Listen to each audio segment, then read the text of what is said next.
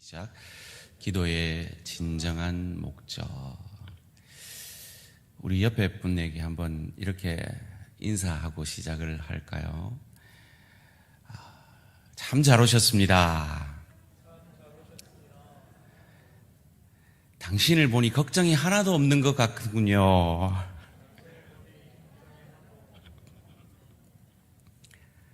황 목사님이 그 말을 마감을 못 하시네요. 여러분, 인스타그램, 페이스북 이런 소셜 미디어를 하시는 분들이 많으시죠. 우리 어르신들은 그게 뭔가 싶으신데 우리 옛날 우리 어르신들로 말하면 앨범 같은 겁니다. 우리의 추억의 앨범 같은 겁니다. 그런데 인스타그램이나 페이스북을 보면 행복하지 않은 사람이 없는 것 같아요.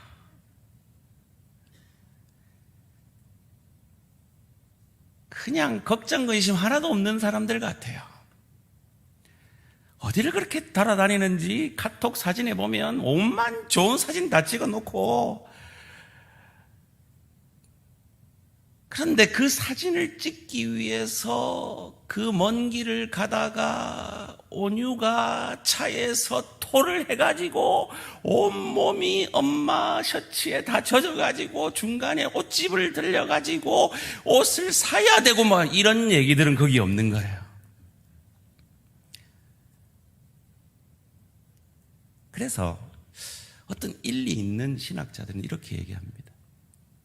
그리스도인들은 그딴 식의 SNS는 하지 마라. 할 거면 진짜 일상을 공유해라.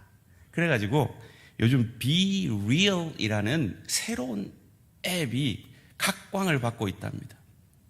이 앱은 시간을 딱 정해놓고 하여튼 정확하게는 모르겠는데 일상생활, 그냥 지금 2분 안에 당신의 일상을 찍으세요. 이런 식으로 포토샵을 할 수도 없고 그냥 사진 찍은 그대로밖에 올려질 수 없는 그런 앱도 나왔다고 합니다. 제가 아까 옆 사람 보고 당신은 걱정이 하나도 없으신 분 같겠네요. 이렇게 인사를 하라고 했는데 사실 그렇지 않습니까, 여러분?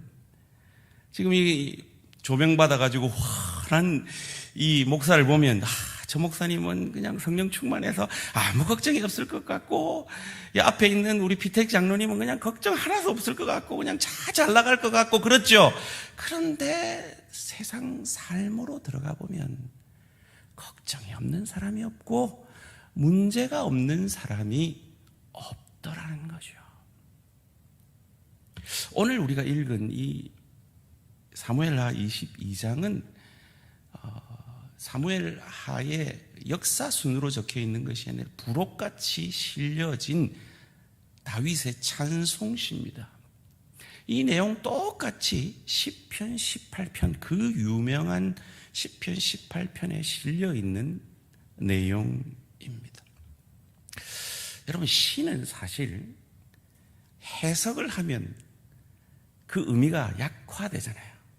그냥 시는 시 자체로 음미해서 그 시 자체의 음미 가운데 여러분에게 그게 시 자체로 스며들어야 하는데 이걸 설교해야 된다는 게 사실은 참 어렵습니다.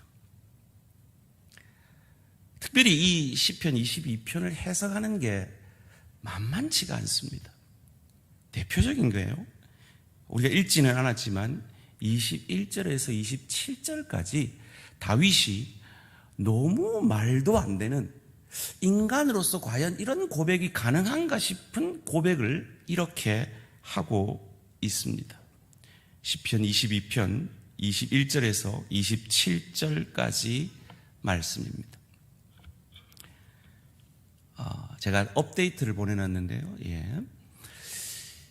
여호와께서 내 공의를 따라 상 주시며 내 손의 깨끗함을 따라 갚으셨으니 이는 내가 여호와의 도를 지키고 악을 행함으로 내 하나님을 떠나지 아니하였으며 그의 모든 법도를 내 앞에 두고 그의 규례를 버리지 아니하였음이로다. 내가 또 그의 앞에 완전하여 스스로 지켜 죄악을 피하였나니 그러므로 여호와께서 내 의대로 그의 눈앞에서 내 깨끗한 대로 내게 갚으셨도다. 자비한 자에게는 주의 자비하심을 나타내시며 완전한 자에게는 주의 완전하심을 보이시며 깨끗한 자에게는 주의 깨끗하심을 보이시며 사악한 자에게는 주의 거스리심을 보이시리라. 물론 이 다윗의 시편, 이 사무엘하 22장은 다윗이 범죄하기 전에 쓰여졌을 것이라고 신학자들은 예측을 합니다. 아무리 그래도 인간이 어떻게 자기의 의를 이렇게 하나님 앞에 떳떳하게 고백할 수 있을까요? 그리고 성경이라는 건 그 시대의 고백으로 그 시대 상황 속에서 해석되어질 수 있지만 마치 3000년 뒤에 우리의 상황 속에서도 동일하게 해석되어질 수 있는 것이 시대를 초월한 하나님의 말씀이라면 어떻게 다윗의 이 고백을 우리는 받아들일 수 있는 것일까요? 그것을 다윗의 전 삶을 통해 오늘 함께 생각해 보기를 원합니다. 여러분은 다윗이라는 사람이 어떻게 살았는지를 전혀 모른다라고 상상하시면서 오늘 본문 1절에서 4절까지 제가 읽어드릴 때 다윗이라는 사람의 생애가 어땠을지를 한번 상상을 한번 해보십시오. 이제부터 시를 음미합니다. 여호와께서 다윗을 모든 원수의 손과 사울의 손에서 구원하신 그날에 다윗이 이 노래의 말씀으로 여호와께 아뢰어 이르되 여호와는 나의 반석이시오 나의 요새시오 나를 위하여 나를 건지시는 자시오 내가 피할 나의 반석의 하나님이시오 나의 방패시오 나의 구원의 뿌리시오 나의 높은 왕대시오 그에게 피할 나의 피난처시오 나의 구원자시라 나를 폭력에서 구원하셨도다 내가 찬송받으실 여호와께 아뢰리니 내 원수들에게서 구원을 받으리로다. 그럼 어떤 느낌이 드십니까? 마치 누군가의 인스타그램을, 페이스북을, 누군가의 카톡 사진을, 그래서 그 아름다움만을 보고 있는 것 같지 않으십니까? 저는 1절부터 4절까지를 읽으면서 그런 느낌을 받았어요. 그런데 저도 알고 여러분도 알듯이 다윗이 그런 아름다운 인생만을 인스타그램에 나오는, 페이스북에 나오는 그 아름다운 사진만이 내 인생인 것 같은 인생을 살지 않았음을 우리는 알잖아요. 그것을 우리는 이어지는 5절에서 7절까지 말씀을 통해 확인할 수 있습니다. 다시 음미합니다. 사망의 물결이 나를 애우고 불의의 창수가 나를 두렵게 하였으며 스월의 줄이 나를 두르고 사망의 올무가 내게 이르렀도다. 내가 환난 중에서 여호와께 아뢰며 나의 하나님께 아뢰었더니 그가 그의 성전에서 내 소리를 들으시며 나의 부르짖음이 그의 귀에 들렸도다. 그가 지금 무슨 얘기를 하고 있습니까? 나는 죽는 줄 알았다는 거죠. 나는 거의 죽을 뻔했다는 거죠. 환난은 내 인생의 기본이었다는 거죠. 마치 우리의 인생처럼 말이죠.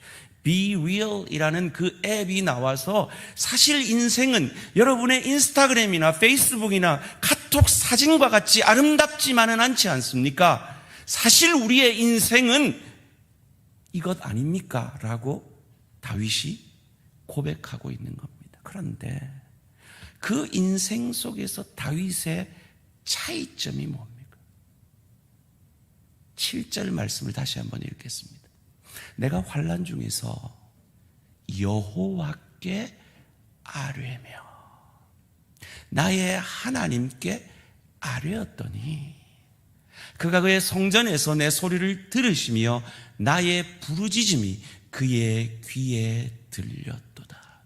다윗의 삶이 세상 그 누구의 삶과 다를 바 없는 고난의 삶이었지만 그의 삶을 다르게 만든 것은 그는 그 고난 가운데 여호와께 아뢰며 여호와께 부르짖었다는 겁니다. 그래서 그의 부르짖음이 여호와의 귀에 들려졌다는 것이요. 소원합니다. 인스타그램에 있는 우리 페이스북 사진과 같은 그런 삶만 살지 아니하는 우리의 인생의 고난 속에서 다윗이 만들어낸 이 차이점, 여호와께 부르짖는 이 차이점을 만들어내므로 나의 부르짖음이 여호와의 귀에 들려지는 저와 우리 모든 성도님들 되시기를 주님의 이름으로 축원합니다. 그런데 우리는 그 기도 가운데 우리의 목적은 뭡니까? 그 인생의 문제가 해결되기를 바라는 거죠. 그런데 하나님이 그 기도를 통해 우리에게 이루시려는 목적은 뭡니까? 그 문제의 해결을 넘어 하나님 아버지를 우리가 만나기를 원하시는 거죠. 우리는 늘 문제의 해결만을 바라봅니다. 그래서 문제가 해결되면 새벽 기도를 안 나오기 시작하죠. 문제 있을 때는 금요기도에 나와서 부르짖었는데 문제가 없으니까 주일도 땡땡이를 치기 시작합니다. 마치 사사시대의 이스라엘 백성들처럼. 그럼 또 문제 가운데 하나님 앞에 부르짖을 환경으로 인도될 수밖에 없는 것이죠. 자, 그렇다면 하나님은 우리의 문제 가운데 어떻게 역사하시냐는 겁니다. 그 하나님의 역사하심을 다윗은 아주 시적인 표현으로 알아들을 수 없는 말로 표현하고 있는데 그 말에 담겨 있는 메시지는 하나입니다. 하나님은 우리의 문제를 해결하시되 우리가 알지 못하는 크고 비밀하고 다양한 방법으로 역사하신다는 겁니다. 다시 한번 8절부터 18절까지 제가 읽어드릴 때 시를 음미하듯이 음미해 봅니다. 이에 땅이 진동하고 떨며 하늘의 기초가 요동하고 흔들렸으니 그의 진노로 말미암음이로다. 그의 코에서 연기가 오르고 입에서 불이 나와 사름이여 그 불에 숯이 피었도다. 그가 또 하늘을 들이우고 강림하시니 그의 발 아래는 어두캄캄하였도다. 구름을 타고 나르시며 바다 날개 위에 나타나셨도다. 그가 흑암 곧 모인 물과 공중의 빽빽한 구름으로 둘린 장막을 삼으시며 그 앞에 있는 광채로 말미암아 숯불이 피었도다.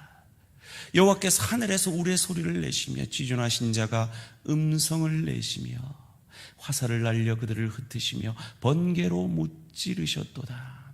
이럴 때 여호와의 꾸지람과 콧김으로 말미암아 물밑이 드러나고 세상의 기초가 나타났도다. 그가 위에서 손을 내미사 나를 붙드시며 많은 물에서 나를 건져내셨도다. 함께 읽습니다. 시작. 나를 강한 원수와 미워하는 자에게서 건지셨으며 그들은 나보다 강했기 때문이로다. 육군, 해군, 공군 다 동원해가지고 초자연적인 방법으로 하나님은 궁극적으로 나를 강한 원수와 미워하는 자에게서 힘의 결과는 같은데 그 방법은 너무나 다양한 겁니다. 그래서 때로 우리의 기도가 즉시 응답되기도 하고 오랜 시간 기다리기도 하시고 때로 하나님이 아니다 거절하시기도 하는 것입니다. 여러분이 지금 이 저녁에 새벽마다 하나님 앞에 부르짖는 모든 기도의 제목은 반드시 응답되실 줄 믿습니다. 그런데 어떻게, 언제, 어떤 방법으로 역사하실지는 마치 다윗이 오늘 이 시적으로 참으로 다양한 하나님의 역사를 고백했듯이 참으로 다양한 방법으로, 그러나 우리가 생각하지 못하는 크고 놀라운 참으로 다양한 방법으로, 그러나 우리가 생각하지 못하는 크고 놀라운 방법으로 역사하여 주실 줄 믿습니다. 그 시간들을 통해 하나님은 우리를 만나기를 원하십니다. 우리가 하나님을 경험하기를 원하십니다. 하나님을 더 깊이 알아가기를 원하십니다. 이것이 기도의 진정한 목적입니다. 그것을 욥이 깨닫고 욥기 42장 5절에서 이렇게 고백하지요. 내가 주께 대하여 귀로 듣기만 하였사오나 이제는 눈으로 주를 배움나이다. 다윗의 전 생애가 바로 이 주님을 경험한 것입니다. 그의 기도를 통해 말이죠. 다윗에게 하나님은 수단이 아니라 목적이었다는 말입니다. 이것은 참으로 중요한 말입니다. 신앙생활을 한다는 것, 신앙의 본질은 하나님을 사랑하는 겁니다. 하나님 자신을 사랑하는 겁니다. 그런데 오늘날 이 신앙의 본질이 신앙의 비본질적인 것에 묻혀가고 있는 세대 속에 살고 있는 것 같습니다. 하나님 자신이 목적이 되기보다 하나님이 우리에게 주시는 것이 목적이 되어가는 세대 속에서 우리가 살고 있는 것 같습니다. 그것을 우리가 어떻게 구별할 수 있습니까? 하나님이 내게 목적이지 하나님이 내게 수단이거나 하나님이 주시는 것이 내게 목적이 아니라는 것을 우리가 어떻게 구별해낼 수 있습니까? 그것은 우리가 그 신앙의 본질로서 붙들고 있는 것이 예배이냐 아니면 세상이 우리에게 축복이라고 말하는 것이냐의 차이가 그것을 구별해내는 것입니다. 다른 말로 하면 하나님 자신을 기뻐하고 하나님 자신을 예배하는 그것 자체가 우리의 신앙의 본질이냐 아니면 이 예배를 잘 드리면 이렇게 기도를 잘하면 이렇게 열심히 충성하면 세상 사람들도 복이라고 확인할 수 있는 그것이 내 신앙의 본질로서 증명되어지고 있느냐, 이 차이점이 우리가 본질을 붙들고 있느냐 비본질에 매여 있느냐를 가르는 것이라는 겁니다. 다윗은 그 본질을 붙든 사람이라는 겁니다. 하나님 자신이 목적이었다는 겁니다. 그가 어떻게 감히 자기의 의로움을 우리가 앞서 읽은 본문처럼 그렇게 자랑할 수 있었습니까? 그의 시선이 하나님이 그에게 주시는 것이 아니라 하나님 자신에게 향해 있었기 때문입니다.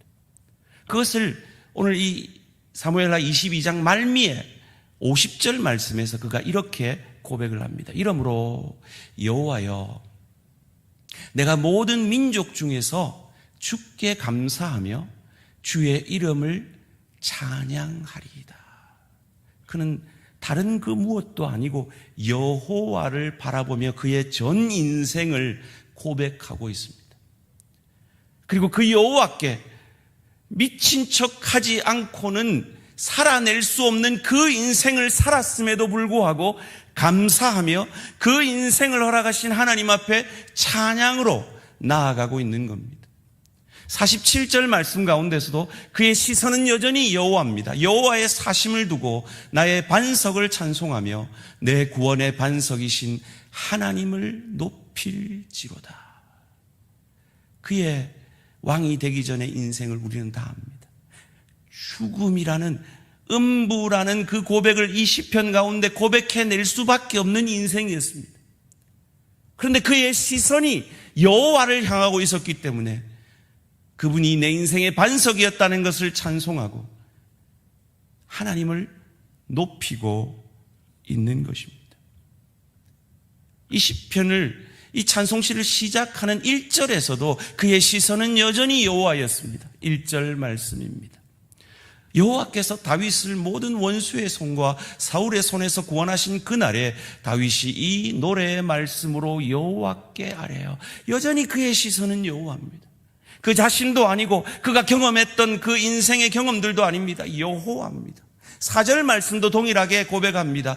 내가 찬송받으실 여호와께 아뢰리니 내 원수들에게서 구원을 받으리로다. 그의 시선은 그들의 원수가 아니라, 그들의 현실이 아니라 여호와입니다. 그의 전 시선이 여호와였기 때문에 그는 감히 우리가 앞서 읽은 이 놀라운 고백을 하게 되는 것입니다. 21절에서 27절 말씀 다시 한 목소리로 한번 같이, 이것이 내 고백이다 생각하고 내 안에 계신 그리스도가 계시기에 이것이 그 그리스도를 바라보는 나의 고백이라고 생각하시고 함께 읽습니다. 시작. 여호와께서 내 공의를 따라 상 주시며 내 손의 깨끗함을 따라 갚으셨으니 이는 내가 여호와의 도를 지키고 악을 행함으로 내 하나님을 떠나지 아니하였으며 그의 모든 법도를 내 앞에 두고 그의 규례를 버리지 아니하였음이로다. 내가 또 그의 앞에 완전하여 스스로 지켜 죄악을 피하였나니 그러므로 여호와께서 내 의대로 그의 눈앞에서 내 깨끗한 대로 내게 갚으셨도다. 자비한 자에게는 주의 자비하심을 나타내시며 완전한 자에게는 주의 완전하심을 보이시며 깨끗한 자에게는 주의 깨끗하심을 보이시며 사악한 자에게는 주의 거스르심을 보이시리이다. 아멘. 사랑하는 성도님들, 저와 여러분은 의로우신 예수 그리스도가 여러분의 주인이 되어주시고 왕이 되어주셨기에 이미 깨끗해졌음을 믿으시기를 주님의 이름으로 축원합니다. 다윗이 그 믿음으로 지금 이 인간에게는 말도 안 되는 자기의 의를, 자기의 완전함을 고백하고 있는 겁니다. 그의 시선이 온전히 하나님께 향해 있었기 때문입니다. 그래서 이 27절까지 말씀의 결론을 31절에서 그는 이렇게 고백합니다. 하나님의 도는 완전하고 여호와의 말씀은 진실하니. 여러분 아시죠? 신약 시대에 요한복음 1장에서 하나님의 도가 누구신지, 여호와의 말씀이 누구신지 아시죠? 저와 여러분 안에 있는 예수 그리스도십니다. 말씀이 육신이 되신 예수 그리스도입니다. 그는 자기에게 피하는 자에게, 자기를 믿는 자에게, 그 예수 그리스도를 의지하는 자에게, 그 모든 자에게 방패시로다. 그렇습니다. 우리는 감히 내가 의인이라 고백할 수 없습니다. 내가 의인이라 고백하면 사단이 우리에게 화살을, 불화살을 쏩니다. 그런데 의로우신 예수께서 우리의 방패가 되어주십니다. 내가 너와 함께하기에 너는 의인이다. 다윗의 시선이 이 하나님의 약속과 이 하나님의 하나님 되심에 있었기에 그는 그의 전 인생의 고백 가운데 이런 놀라운 고백을 만들어내고 있는 겁니다. 그가 사무엘하 7장 11절에서 19절의 말씀을 믿고 있기 때문입니다. 이 말씀은 우리가 지난번에 생각해 본 대로 다윗이 성전을 하나님께 지어드리겠다 했을 때 필요 없다, 내가 언제 성전 지어달라고 하되 하시면서 다윗에게 하신 말씀입니다. 전에 내가 사사에게 명령하여 내 백성 이스라엘을 다스리던 때와 같지 아니하게 하고 너를 모든 원수에게서 벗어나 편히 쉬게 하리라.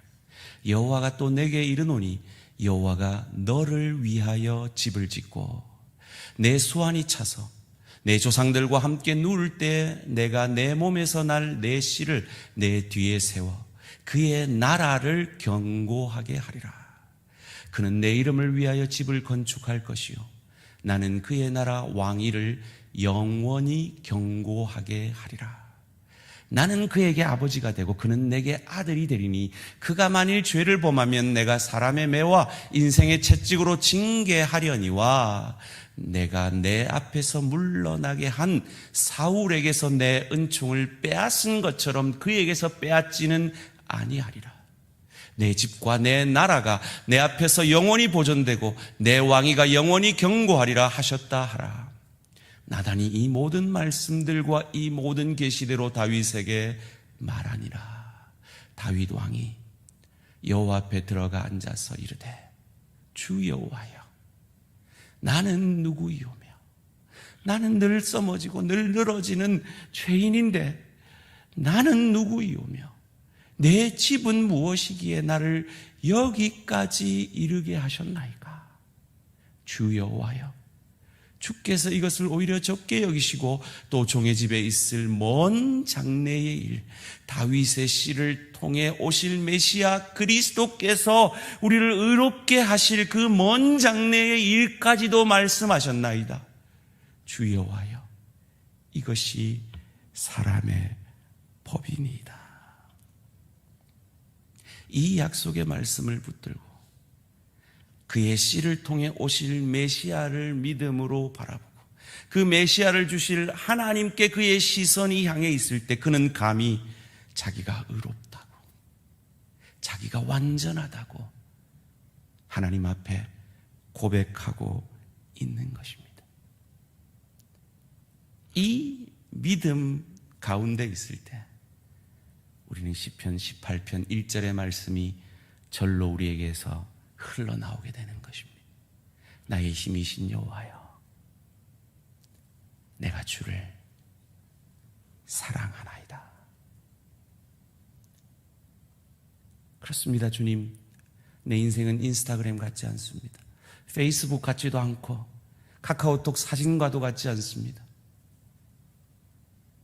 그 이면에 내 눈물을 아시는 주님, 내 아픔을 아시는 주님, 내 연약함과 내 부족과 내 제약됨을 아시는 주님께서 그리스도 예수의 십자가 보혈로 그 아들을 내게 주셔서 나를 구원해 주셨습니다. 그 아들을 우리에게 주시기까지 우리를 사랑하시니가 그 모든 것을 은사로 너희에게 주시지 않겠느냐. 로마서 8장 31절의 말씀 함께 읽겠습니다. 시작. 자기 아들을 아끼지 아니하시고 우리 모든 사람을 위하여 내주시니가 어찌 그 아들과 함께 모든 것을 우리에게 주시지 아니하겠느냐. 이 말씀 전에 뭐라고 말씀하시는지 아세요? 31절 말씀입니다. 그런즉 이 일에 대하여 우리가 무슨 말하리요? 하나님이 우리를 위하시면, 하나님이 우리를 의롭다 하시면, 하나님이 우리를 완전하다 하시면 누가 우리를 대적하리요? 그래서 이어지는 본문이 뭡니까? 사망이나 천사들이나 권세자들이나 능력이나 높음이나 그 어떤 피조물이라도 우리를 그리스도 예수 안에 있는 하나님의 사랑에서 끊을 수 없으리라. 그 믿음의 고백이 있는 우리에게 무엇을 약속하셨습니까? 로마서 8장 28절 함께 읽습니다. 시작. 우리가 알거니와 하나님을 사랑하는 자 곧 그의 뜻대로 부르심을 입은 자들에게는 모든 것이 합력하여 선을 이루느니라. 그러기에 우리는 이 사랑을 받은 자에게, 이 소망이 있는 자에게 우리는 더욱 하나님을 사랑하는 자 되는 것입니다. 우리를 향하신 하나님의 크고 넓고 깊게 일하심을 믿는 것입니다. 오랜만에 해볼까요? God is good all the time.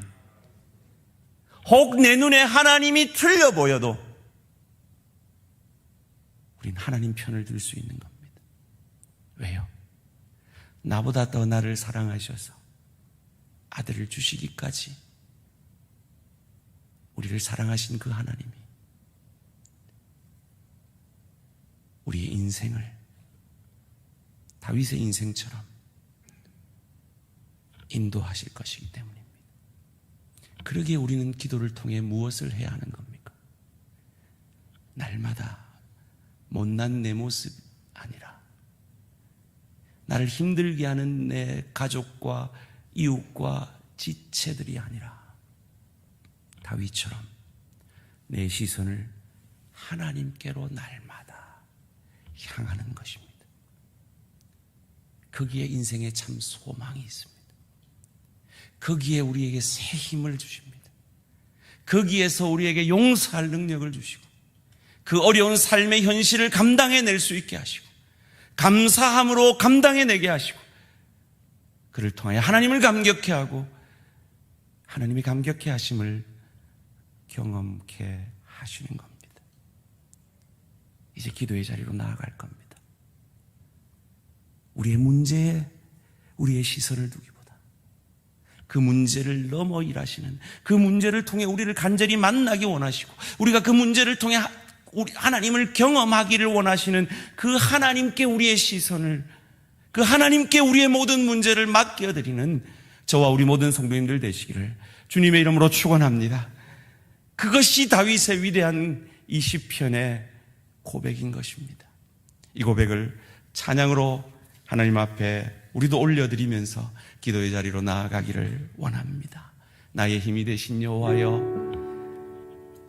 내가 주님을 사랑합니다. 주님, 그렇습니다. 내 인생은 사실은 인스타그램이나 페이스북이나 내 카카오톡 사진처럼 아름답기만 한 것이 아닙니다. 사람들이 나를 볼 때 아무 문제가 없는 것 같지만 아닙니다. 사실은 문제가 많습니다. 음부와 같은 내 인생에 문제가 많습니다. 그런데 하나님은 다윗의 부르짖음을 들으신 것처럼 내 부르짖음도 들으셔서 우리가 알지 못하는 크고 비밀한 것으로 역사해 주실 줄 믿습니다. 그러기에 이 시간 기도로 나아갑니다. 하나님, 내 이 기도의 제목, 이 문제에 대해서 하나님이 어떤 방법으로 역사하실지는 다윗이 8절에서 18절까지 고백한 대로 저는 모릅니다. 그러나 내가 아는 것은 하나님은 나보다 더 나를 사랑한다는 겁니다. 내 자녀를 내가 사랑하는 것보다 내 자녀를 하나님이 더 사랑하신다는 겁니다. 내가 내 교회를 사랑하는 것보다 하나님이 이 대한교회를 더 사랑하신다는 겁니다. 내가 내 일터를 챙기는 것보다 하나님이 내 일터를 더 챙기고 계시다는 겁니다.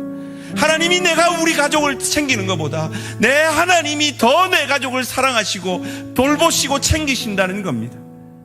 그러기에 내 시선을 하나님께 올려드리기 원합니다. 다 같이 믿음의 고백으로 찬양을 올려드립니다.